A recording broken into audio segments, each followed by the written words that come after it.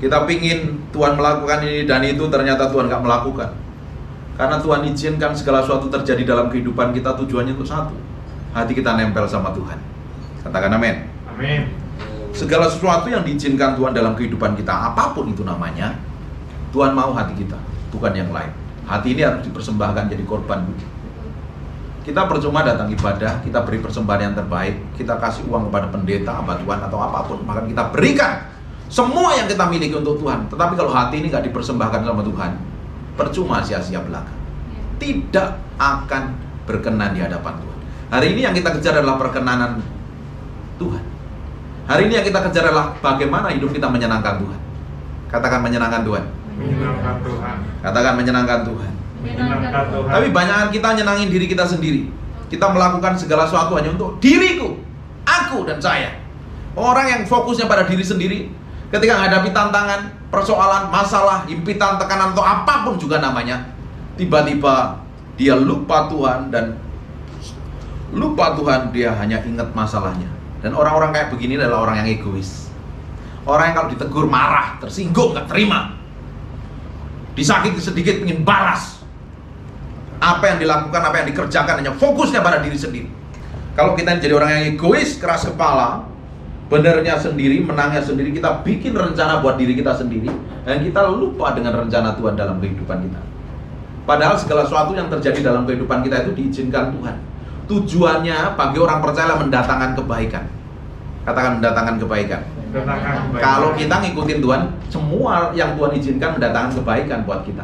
Tapi kalau kita di jalan mau kita sendiri, rencana Tuhan nggak akan tergenapi dalam kehidupan kita. Nah, kita nih sekarang nih mau ngikutin apa? Rencana Tuhan atau rencana diri kita sendiri? Kalau kita ngikutin rencana diri kita sendiri, ujungnya kita nggak akan genapi visi Tuhan. Kita nggak genapi apa yang Tuhan tetapkan. Tuhan mau kita nih berdiri dalam satu posisi yang Tuhan sudah tempatkan dalam kehidupan kita. Hidup berkemenangan, hidup berkelimpahan, hidup jadi berkat. Tetapi setan tidak akan pernah terima. Setan akan pakai tipu daya untuk nipu kita, jerumusin kita, jerat kita dengan berbagai macam cara. Tujuannya apa? Kita tuh lepas dari rencana Tuhan. Kita jalani rencana kita sendiri. Aku ini mengetahui rancangan-rancangan apa yang ada padaku mengenai kamu. Ini ayat yang sangat terkenal sekali loh. Semua pendeta pernah khotbahin ayat ini. Aku ini mengetahui rancangan-rancangan apa yang ada padaku mengenai kamu, di Yeremia 29 ayat 11. Yaitu rancangan kebaikan penuh damai sejahtera, bukan rancangan kecelakaan loh. Ada rancangan-rancangan apa yang ada padaku mengenai kamu. Tapi di sisi lain setan juga punya rancangan.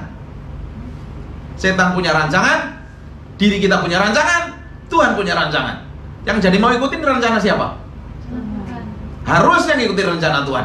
Tapi pada kenyataannya seringkali kita gagal, babak belur, hancur, stres, bingung karena ngikutin rencana kita sendiri. Betul loh Pak? Coba, kita ini stres, bingung, ngadepin kekacauan selama ini yang kita hidupin itu. Gara-gara kita bukan ngikutin rencana Tuhan. Kita ngikutin rencana kita sendiri. Kalau kita jalan maunya kita sendiri, ketemu ujung-ujungnya problem dan masalah. Kita putuskan semau kita sendiri, kita jalan semau kita sendiri, kita bertindak semau kita sendiri, ujungnya bentuk tembok. Dan tetap balik sama Tuhan kan. Bukankah jauh lebih baik kita ini datang kepada Tuhan, kita serahin sama Tuhan, kita berserah sama Tuhan, dan kita minta Tuhan campur tangan, dan Tuhan akan buat mujizat. Tujuannya satu, ngikutin mau Tuhan, bukan ngikutin mau kita.